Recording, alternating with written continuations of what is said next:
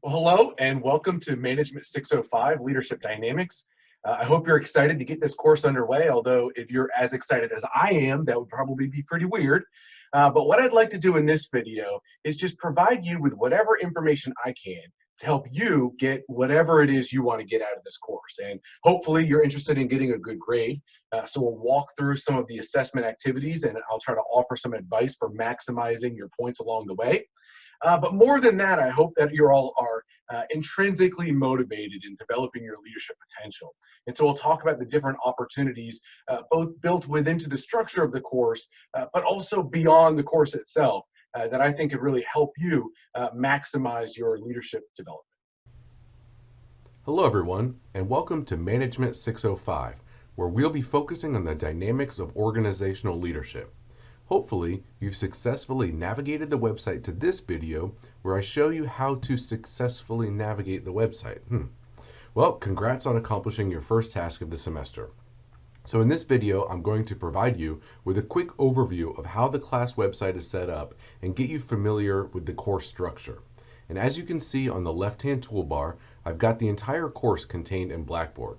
So for those seasoned veterans who have already taken a few online courses here at ODU, you'll notice that we won't be using the PLE. So no jumping from one platform to the other. Everything we do this semester will be contained in Blackboard. So let's work our way down the left toolbar, starting here with general information. So this is the front page, and when you log into the class website, this will be the page that is default as the home page. And you'll want to get into the habit of reading this announcement section up here. Every time I update the course or send out an announcement, I'll make sure to post the most recent information that you need to be working through right here on the front page. And then I will also archive any of the older announcements here. So if you haven't logged on for a while or you want to just see what has been covered in the past, you might want to click on this older announcements tab to bring up those archived messages. If you ever need to contact me, if you click on this link here, it'll bring you up to several different options. First and foremost, you can always send me an email at rklinger@odu.edu. I try to respond to all of my emails within 24 hours, but if you send me an email over the weekend, I might not get back to you until Monday. I also have an office phone and an office location, and you're welcome to stop by anytime or call anytime. I'm generally on campus Monday through Friday, 9 a.m. to 5 p.m., but you might want to set up an appointment through email just so that I make sure that I'm physically in my office at the right time. I've also created this 24-hour hotline. This is a phone number that you can reach me at any time. So feel free to call or send a text to this number here. And generally, if you need an immediate response to something, for instance, if you're taking one of the exams and the website crashes in the middle of the exam, or if you're having some issues with the wiki and you need some immediate attention, you might want to use this phone number here to get in touch with me. Let's see, what else? Here I have an Ask the Instructor discussion board. If you have any questions about the course or the website or any of the assignments, you can post those questions here. The benefit of doing this over emailing me is that I can respond to you and the entire class can get that same information. And so it might be a good idea to check this also before emailing me just to see if anybody else has already asked the question or if I've already covered the issue that you're dealing with. Here we have a link to the class syllabus. The syllabus contains information about the 4 major aspects of this class. There's 2 online exams, there's a group project, a term paper, and a participation component. And so if you read through the syllabus, you'll get all the information you need in terms of expectations and how you should be accomplishing these goals. There's also a class schedule at the back of the syllabus, and I've reproduced the schedule here. So if you just need to know when stuff is due or what the upcoming assignments are, feel free to click on this schedule link here. You can see there's a Word document that opens up a calendar, and you can see I've also produced the calendar here. I'll show you this in a second. But this just tells you when the dates are for the exams, when the due dates are for the group project, and then how you'll work through the different modules in terms of when those closing dates are. So what you'll see here is that we follow a general structure where every Tuesday, Tuesday is the day that I teach the live section of this class. So to keep everything kind of running in parallel, every Tuesday I'll open up a new module and you'll have an entire week to complete that module. So by the following Monday, you'll want to have worked through that entire module.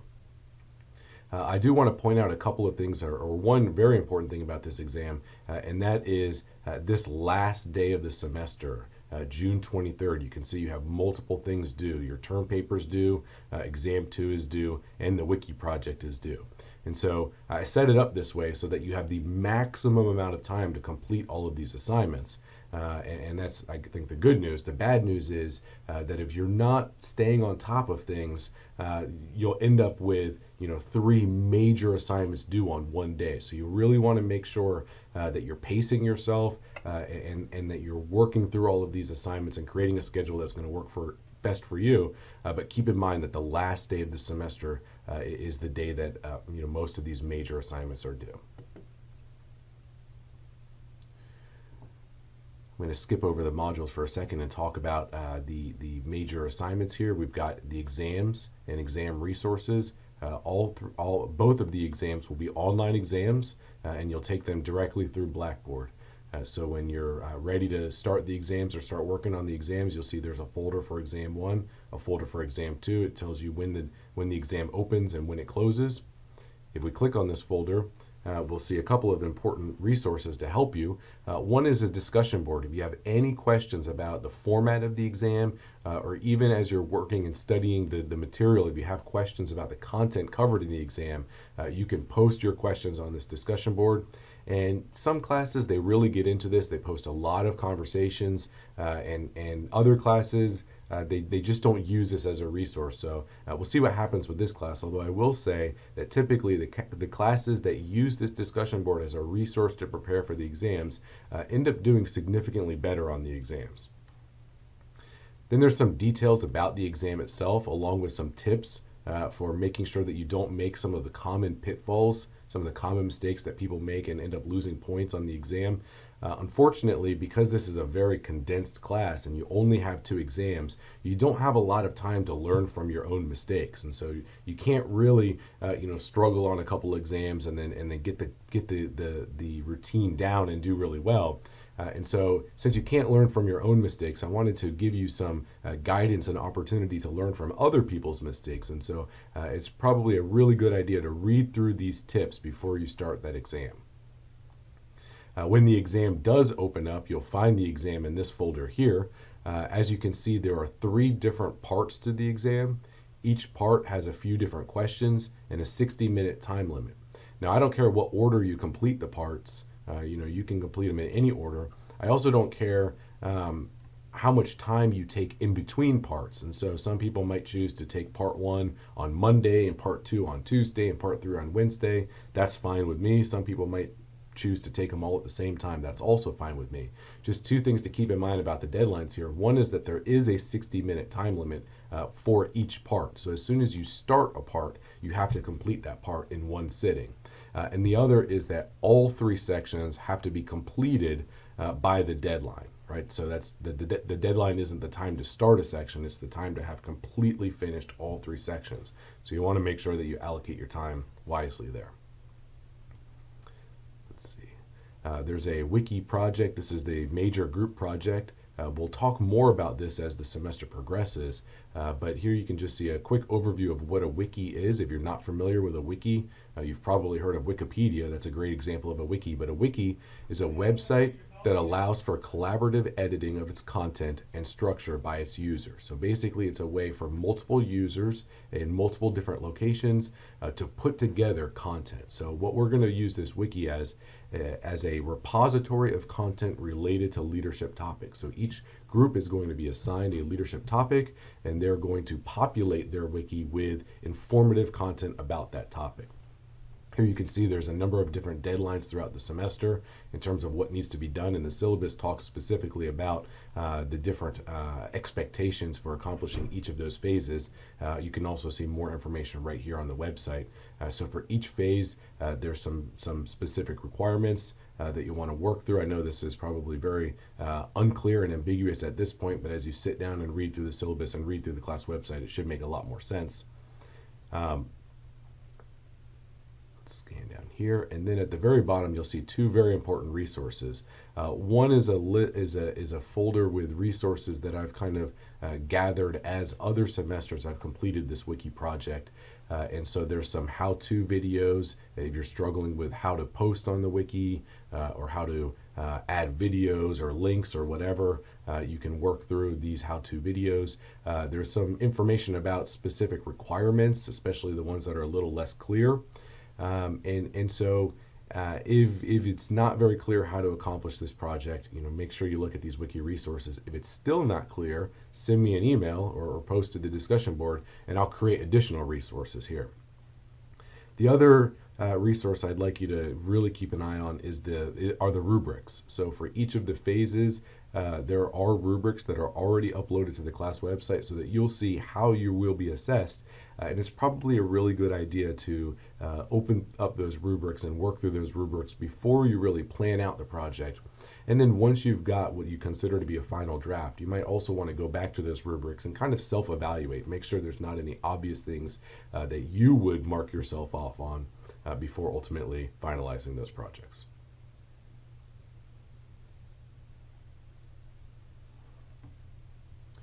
There is a term paper here, and if you look at the click on the term paper link, you'll see all the details for the term paper assignment.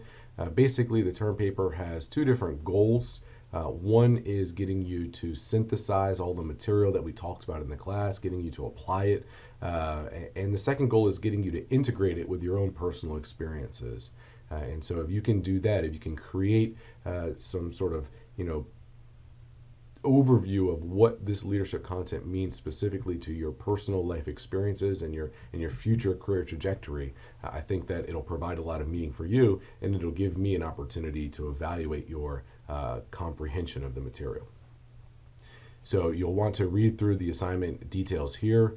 You'll notice again there is a rubric, and so you can see exactly how you'll be evaluated on that assignment, and then when you're ready to submit, you'll upload the document here as well. Okay, the thing that you'll spend the most amount of time working on are the individual modules. And so here, if you click on the modules tab, you can see that there are 5 modules and then a course introduction module. Hopefully you'll start out by going through the course introductions information, and then you'll get into the real content of the class itself. I'll show you briefly what the modules look like. When you click on the modules, you'll see that there are a number of different learning content, and you'll just work your way through that learning content. It's probably best to go in the order that the content is presented here. And you could either click on the link that you want to work on, or you can click on this arrow to move from one page to the next. So here you'll see every module starts out with an objective or gives you a little bit of overview of what the module is about. You can see there's some discussion board assignments. There's some reading assignments. So here's a reading assignment. You can see in some cases there are let's see, here we go. Here's a good one. There's a video that you can work through. The way the discussion boards work are there will be a prompt for the discussion board itself. Sometimes there's a video, sometimes there's a reading attached to it, whatever it may be. Then there are some instructions for how to post.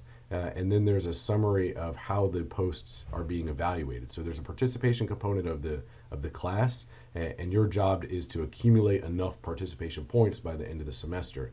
So each of the discussion board posts is assigned a point value.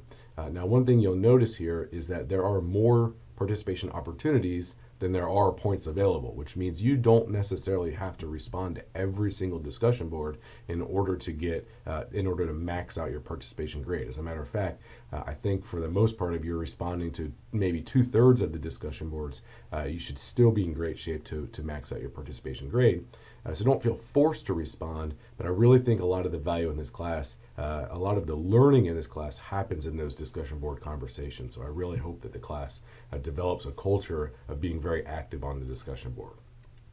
So you'll work your way through the different content pages on each module, and then at the very end you'll see a list of study guide questions, and these are the questions that I think that are most helpful to prepare for as you're studying for the exam. So I can promise you that if you fully comprehend the issues in these study guide questions, there won't be any surprises on the exam itself. Last thing I'll just mention very briefly, you can click on this My Grades to see your grade book and how you've been evaluated throughout the semester. And as I grade things, you can also use this My Grades button to access the feedback for those grades. Okay, so hopefully everything is clear. If it's not clear, though, please feel free at any time throughout the semester to send me an email or get in touch with me, and I'll do my best to help clarify expectations or clarify the format of the class itself.